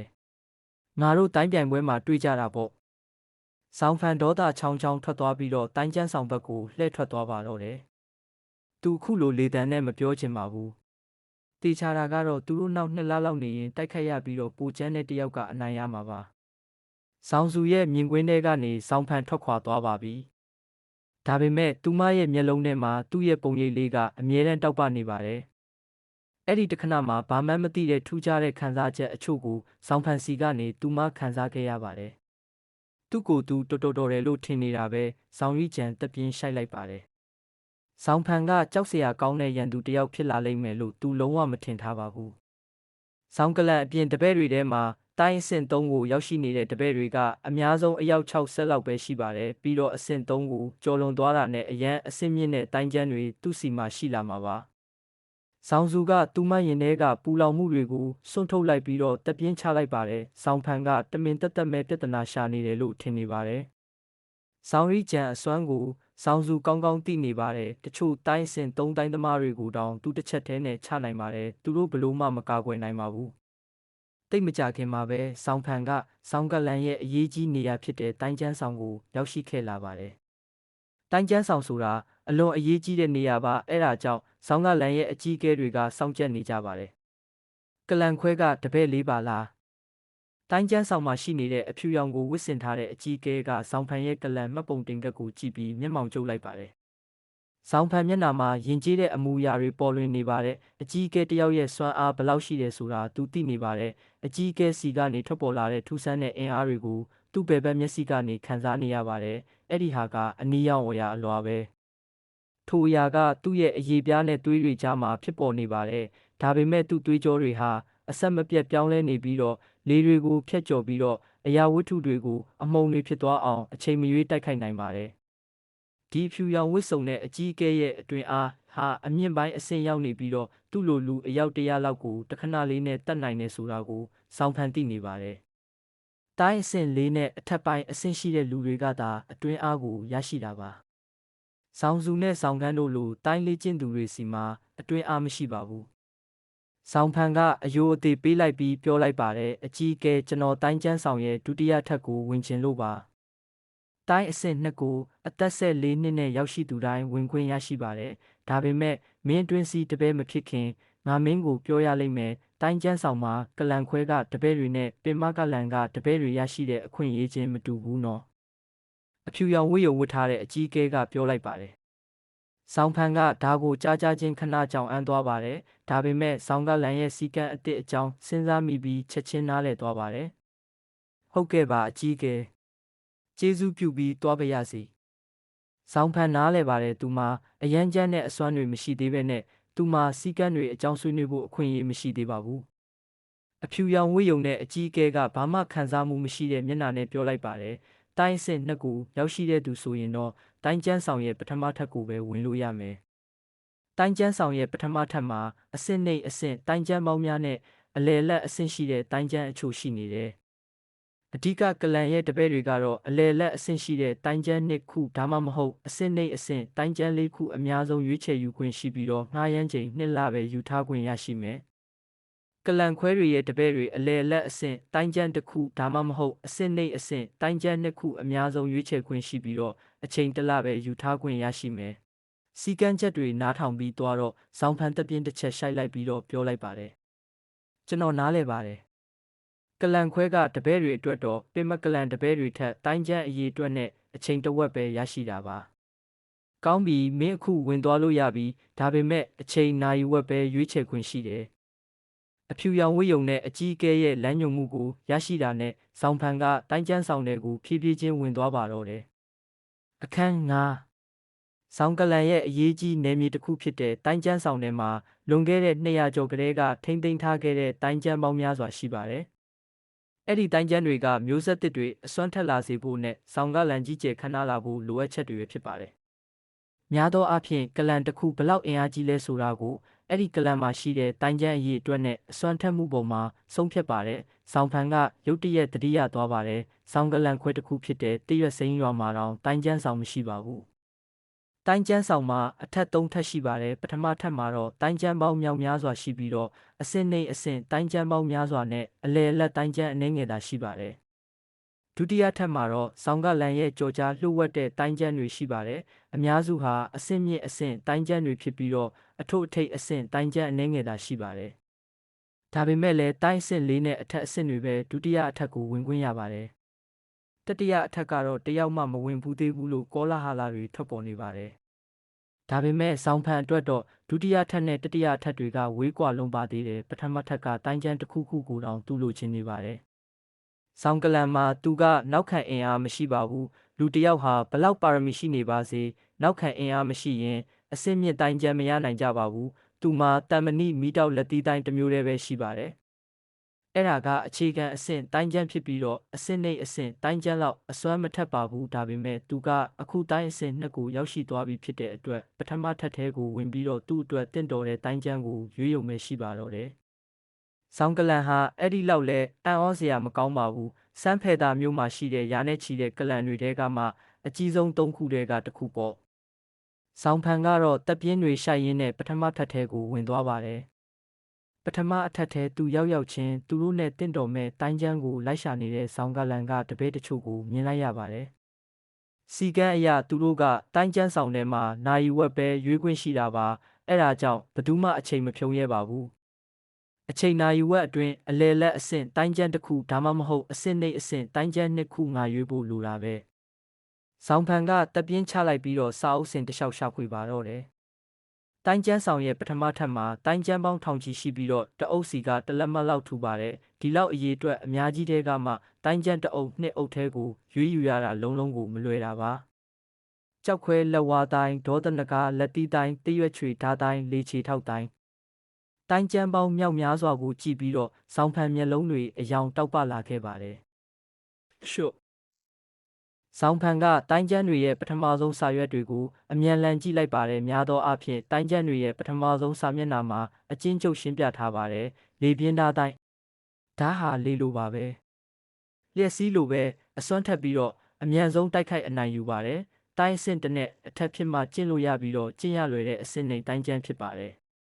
်ဒေါသနဂါလက်တီးတိုင်းခွန်အားကိုတိုးစေပြီးတော့စွမ်းအားတွေအကုန်လုံးကိုတစ်ချက်တည်းထုတ်သုံးနိုင်တဲ့တိုင်းစစ်2ယောက်မှကျင့်လို့ရတဲ့အလဲလက်အဆင့်တိုင်းကျန်းဖြစ်ပြီးတော့ကျင့်ရတာနည်းငယ်ခက်ခဲတဲ့တိုင်းကျန်းဖြစ်ပါတယ်။လေချေတော့တိုင်းကျန်းအနီးကပ်တိုက်ခိုက်ရတဲ့တိုင်းဖြစ်ပြီးတော့လျင်မြန်စွာတိုက်ခိုက်အနိုင်ယူပါတယ်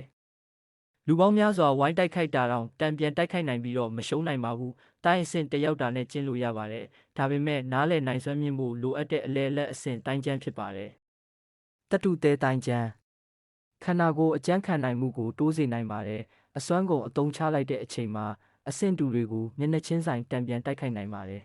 ။အဆင့်မြင့်အဆင့်ထိအောင်မြင်သွားရင်တော့သူတို့ခန္ဓာကိုယ်ကိုအသုံးချပြီးတော့ဓာတ်တွေတုပ်တွေကိုတံပြန်တိုက်ခိုက်နိုင်ပါတယ်။တိုင်းအဆင့်2ယောက်မှကျင့်လို့ရပြီးတော့အစွမ်းတွေအများကြီးရှိဖို့လိုအပ်တဲ့အလဲအဆင့်တိုင်းကျန်းဖြစ်ပါတယ်။တိုင်းကျန်းဆောင်တဲ့ကတိုင်းကျန်းတွေကအခြေခံအဆင့်တိုင်းကျန်းထက်ပိုကျန်းပြီးတော့ပိုစွမ်းပါတယ်။ဆောင်းဖန်ကအလွန်ပဲကျေနပ်နေပါတယ်ပြီးတော့အဓိကအားဖြင့်အလဲအလက်အဆင့်တိုင်းကျန်းတွေပဲသူတွေ့နေရပါတယ်။တိုင်းကျန်း30အုပ်လောက်ပဲရရှိသေးပေမဲ့သူ့နှလုံးသားတွေအယမ်းခုန်နေပြီးစိတ်တွေလှုပ်ရှားနေပါတယ်။ဒါပေမဲ့တိုင်းကျန်းဆောင်ကအလဲအလက်တိုင်းကျန်းတစ်ခုပဲသူယူဆောင်ခွင့်ရှိပါတယ်။ဖြစ်နိုင်ရင်ငါသာနည်းနည်းပိုယူသွားခွင့်ရှိရင်တိတ်ကောင်းပါပဲ။ဆောင်းဖန်ကစိတ်ပြက်လက်ပြက်ဖြစ်နေပြီးတော့ဒါဟာမတရားဘူးလို့သူတွေးနေပါတယ် ကလန်ခွဲကတပဲတွေကအလဲလက်တိုင်းကျန်းတစ်ခုပဲရွေးချယ်ခွင့်ရှိပြီးတော့ပင်မကလန်ကတပဲတွေကနှစ်ခုရွေးချယ်ခွင့်ရှိတယ်လေသူ့ဘယ်ဘက်မျက်လုံးကိုအသုံးပြုပြီးတော့အမြန်ရွေးချယ်လိုက်ပါတယ်သူ့ဘယ်ဘက်မျက်လုံးကိုအသုံးပြုလိုက်တဲ့အချိန်မှာအရင်ကထက်10ဆပိုမြန်သွားပါတယ်ရှုပ်သူ့ဘယ်ဘက်မျက်လုံးကိုအသုံးပြုလိုက်တဲ့အချိန်မှာတိုင်းကျန်းတွေကိုကြည့်နေတဲ့အမြန်နှုံးဟာမယုံကြည်နိုင်စရာကောင်းလောက်အောင်မြန်ဆန်နေပါတယ်သူတခုတည်းပဲလိုအပ်တာပါတခါတည်းကြည့်ပြီးတာနဲ့အကုန်လုံးနားလည်ဖို့ပါပ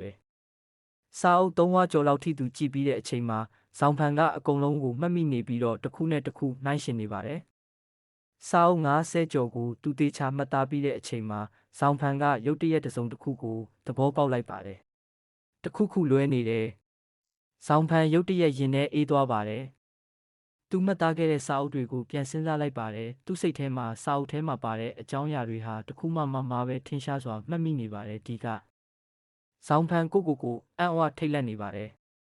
သူ့ရဲ့ဘယ်ဘက်မျက်စိနဲ့ပေါင်းစည်းမိတဲ့အချိန်မှာဇောင်ဖန်ရဲ့မှတ်ဉာဏ်တွေကတိတိတတ်တာတိုးတက်လာပါတယ်တနည်းပြောရရင်အရာအလုံးကိုတခါတည်းကြည့်ုံနဲ့သူဘယ်တော့မှမမေ့တော့ပါဘူးအထူးသဖြင့်သူ့ရဲ့ဘယ်ဘက်မျက်စိကိုအသုံးပြုပြီးဖတ်လိုက်တဲ့အချိန်သူ့စိတ်ထဲမှာလုံးဝပုံသွင်းထားသလိုမှတ်မိနေပါတယ်ဇောင်ဖန်ဒီလိုမျိုးဘယ်တော့မှမမေ့နိုင်တဲ့မှတ်ဉာဏ်အစွမ်းကိုရရှိလိမ့်မယ်ဆိုပြီးတော့ဘယ်တော့မှမစဉ်းစားခဲ့ဘူးပါဘူး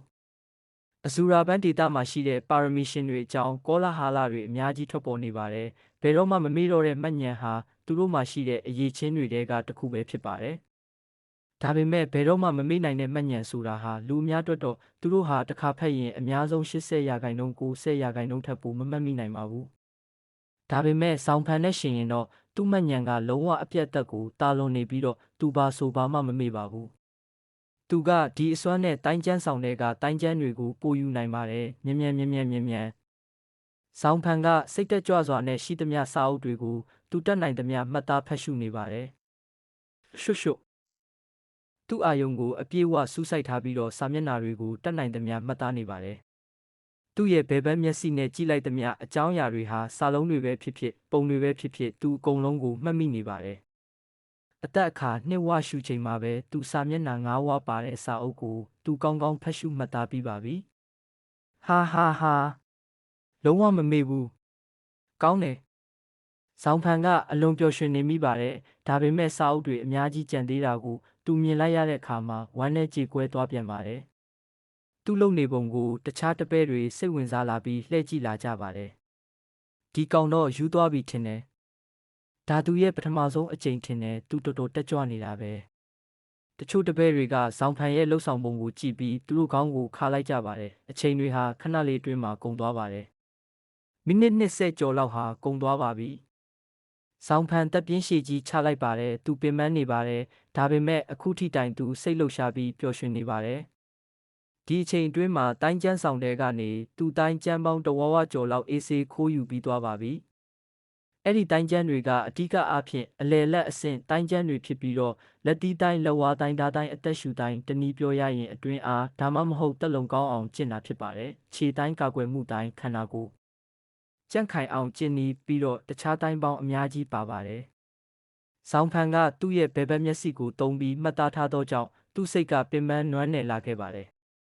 ်ထို့နောက်ဇောင်ဖန်ကသူ့ရဲ့ဘယ်ဘက်မျက်စိကိုတုံးပြီးပတ်ဝန်းကျင်အနှံ့ကြည့်လိုက်တဲ့အခါသူ့ရဲ့အကြည့်ကတိုင်းကျန်းဟောင်းတအုပ်ပေါ်ကျရောက်သွားပါတယ်။သူဘာလို့ဒီမှာရက်လိုက်ရလဲဆိုတဲ့အကြောင်းပြချက်ကတော့ဇောင်ဖန်ဟာအဲ့ဒီစာအုပ်ဟာတခြားစာအုပ်တွေနဲ့မတူဘူးဆိုတာကိုခန်းစားနေတဲ့အတွက်ကြောင့်ပါပဲဇောင်ဖန်ကစာအုပ်ကိုကောက်ယူလိုက်ပါတယ်။စာအုပ်ရဲ့အပေါ်ဆုံးမှာအလင်းတန်းစီးနှင်းချင်းကိုဖော့တိုင်းဆိုပြီးစာလုံး3လုံးရှိနေပါတယ်။သူပထမဆုံးစာမျက်နှာကိုလှန်လိုက်ပါတယ်။အလင်းတန်းစီးနှင်းချင်းကိုဖော့တိုင်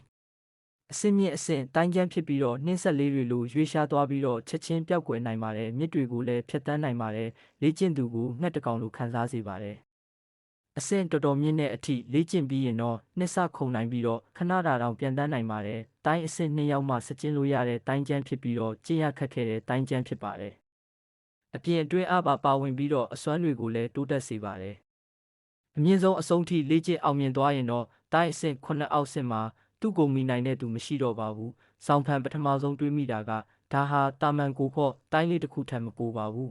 ။ဒါပေမဲ့နှစ်ဆက်ခုံနိုင်စွမ်းနဲ့အတွင်းအားထည့်သွင်းထားခြင်းတို့ကိုမြင်လိုက်ရတဲ့အချိန်မှာသူ့မျက်လုံးတွေတောက်ပသွားတယ်။ နှစ်စခုံနိုင်စွမ်းဆိုတာဟာအလယ်လက်အဆင့်တိုင်းကျန်းထက်ကျော်လွန်သွားပါပြီတချို့အဆင့်မြင့်အဆင့်တိုင်းကျန်းတွေထဲမှာတော့မပါဝင်သေးပါဘူးအတွင်းအားကိုဖြည့်ဆွတ်ထားခြင်းဆိုတော့ဒီအဆင့်ဟာတိုင်းပညာရှင်အဆင့်ဒါမှမဟုတ်တိုင်းအဆင့်လေးနဲ့အထက်မှလေ့ကျင့်ရပါတယ်ပြီးတော့လုံးဝမယုံကြည်နိုင်စရာအကောင်းဆုံးကတော့အဆုံးထိအောင်မြင်သွားရင်အဆင့်9အောက်အဆင့်တွေမှာအမြန်ဆုံးဆိုတဲ့အချက်ပဲဖြစ်ပါတယ်ဒါပုံကြီးချက်ထားတာတခုများလားအဆင့်တစ်ခုရှိတဲ့တချို့တိုင်းကျန်းတွေတောင်ဒီလိုမျိုးမပြောရဲဘူးဆောင်းဖန်မျက်လုံးတွေတောက်ပလာပြီးတုံဆိုင်ခြင်းမရှိဘဲအလင်းတန်းစီးနှင်းခြင်းကိုဖော်တိုင်းကျန်းကိုစဖတ်ပါတော့တယ်သူ့နှလုံးသားထဲမေးစရာတွေဖြစ်ပေါ်နေပါတယ်ဒီလိုကျန်းတဲ့တိုင်းကျန်းကဘာလို့ပထမထပ်မှရှိနေရတာလဲဘာလို့တယောက်မှမလေ့လာကြတာလဲတိတ်မကြခင်မှာဆောင်းဖန်ကဘာလို့လဲဆိုတာကိုနားလည်သွားပါတယ်တိုင်းကျန်းလေးပုံတစ်ပုံလောက်ရောက်တဲ့အချိန်မှာစာလုံးတွေဟာမှုံဝါးကုန်ပါတယ်အဓိကအကြောင်းပြချက်ကတော့စာအုပ်ဟာတက်တန်းတော်တော်ကြာနေပြီးတော့အစာမျက်နှာမှာကလေးကဆွေးမြင့်နေပါတယ်အတိတ်ဘယ်ကတော့စာအုပ်ရဲ့လေးပုံတစ်ပုံပဲအကောင်းအတိုင်းရှိပါတယ်ငါကန်ဆိုးတာပဲဆောင်းဖန်ကအကြီးကျယ်စိတ်တက်ကြသွားပါတော့တယ်ဒါပေမဲ့လည်းသူအရှုံးမပေးပါဘူးသူ့ဘယ်ဘက်မျက်လုံးကိုအသုံးပြုပြီးတော့မှုံဝါးနေတဲ့စာလုံးတွေကိုဆက်ဖတ်နေပါတယ်သူဘယ်ဘက်မျက်လုံးနဲ့ရှိသမျှအစွမ်းအကုန်သုံးပြီးဖတ်နေတာပါဆောင်းဖန်ဟာဆွေးမြင့်နေတဲ့စကားလုံးတွေကိုမြင်ယုံလေးပဲတတ်နိုင်ပါတယ်ဒါဟာတာမန်လူသားတွေရဲ့မြင်နိုင်စွမ်းထက်အစ20-30လောက်ကျော်လွန်သွားခဲ့ပါပြီစာရွက်တစ်ရွက်နှစ်ရွက်ဖတ်ပြီးတဲ့အချိန်မှာဆောင်းဖန်ဟာသူ့စိတ်အယမ်းပင်ပန်းနေပြီးတော့သူ့ဘယ်ဘက်မျက်စိမှာဘာအစွမ်းမှမရှိတော့တာကိုပါခံစားလိုက်ရပါတယ်ဒါကိုငါယူသွားပြီးတော့ကြံတဲ့ဟာတွေကိုဖြည်းဖြည်းချင်းစီဖတ်လို့ရတာပဲဆောင်းဖန်တွေးလိုက်ပြီးတော့အလင်းတန်းစီနှင်းချင်းတိုင်းကျန်းကိုယူပြီးပထမထပ်တိုင်းကျန်းဆောင်တဲကထွက်လာခဲ့ပါတယ်အလင်းတန်းစီနှင်းချင်းကိုဖော့တိုင်းလားမင်းဒီတိုင်းကျန်းကိုလိုချင်တယ်ပေါ့အဖြူရောင်ဝတ်ယုံနဲ့အကြီးအကဲကမျက်မှောင်ကျုပ်ပြီးမေးလိုက်ပါတယ်ဟုတ်ကဲ့ဆောင်းဖန်ရင်ကျေးစွာနဲ့ပဲပြန်ဖြေလိုက်ပါတယ်ဒီစာအုပ်ရှိနေတာနှစ်ပေါင်းထောင်ကျော်ရှိပြီးတော့တချို့အစိတ်ပိုင်းတွေဟာအဆင့်မြင့်အဆင့်တိုင်းကျန်းထက်ပိုလွန်းတယ်အဲ့ဒါတွေလည်းပြောပြီးသွားရောအဖြူရောင်ဝတ်ယုံနဲ့အကြီးအကဲရဲ့အတန်ဟာပြောင်းလဲသွားတယ်ဒါပေမဲ့စာအုပ်ရဲ့လေးပုံတစ်ပုံပဲဖတ်လို့ရတယ်အရေးကြီးတဲ့အချက်ကိုပြောရရင်ဒီတိုင်းကျန်းကိုအဆုံးထိရောက်အောင်လေ့ကျင့်ဖို့ကတော့အရန်ကိုခက်ခဲလွန်းတဲ့တချို့ပါရမီရှင်တွေတောင်မလေ့ကျင့်နိုင်ဘူးတိုင်းအဆင့်၄အောက်ကလူတွေကျင့်နိုင်ဖို့အလားအလာမရှိဘူးနောက်ဆုံးမှာတော့အဖြူရောင်ဝတ်ယုံနဲ့အကြီးအကဲကသတိပေးလိုက်ပါတယ်ငါမင်းကိုတခြားစာအုပ်တအုပ်ပြောင်းယူဖို့အကြံပေးခြင်းနဲ့ဒါမှမဟုတ်ရင်တော့မင်းဘယ်တော့မှတိုင်းအဆင့်၄ကိုမတက်နိုင်တဲ့အပြင်စစ်မှန်တဲ့တိုင်းပညာရှင်လည်းမဖြစ်နိုင်တော့ဘူးအခုလိုသတိပေးလို့အကြီးအကဲကိုကျေးဇူးတင်ပါတယ်ဒါပေမဲ့ကျွန်တော်နှလုံးသားထဲကနေဆုံးဖြတ်ချက်ချပြီးပါပြီဆောင်းဖန်တီတီငိမ့်ငိမ့်နဲ့ပဲသူ့မျက်နှာကိုကြည့်လိုက်ပါတယ်ဆောင်းဖန်ထွက်သွားတာကိုကြည့်ပြီးတော့အဖြူရောင်ဝတ်ယုံနဲ့အကြီးအကဲကဟာခေါင်းခါပြီးတော့ပြောလိုက်ပါတယ်အခုခေတ်လူငယ်တွေကတော့ဖြစ်နိုင်သမျှအဆင့်အမြင့်ဆုံးတိုင်းကျန်းတွေအကုန်ယူတာပဲသူယုံကြည်နေပါတယ်ဒီဆောင်ဖန်ဆိုတဲ့လူငယ်လေးအလင်းတန်းစီးနှင်းချင်းကိုဖော့တိုင်းကျန်းကိုအဆုံးထိမလေ့ကျင့်နိုင်ဘူးဆိုတာကိုပေါ့ပြီးတော့သူတစ်ခေါက်ပြန်လာရွေးလို့ရရင်ပြန်လာရွေးမယ်ဆိုတာကိုရော့ပေါ့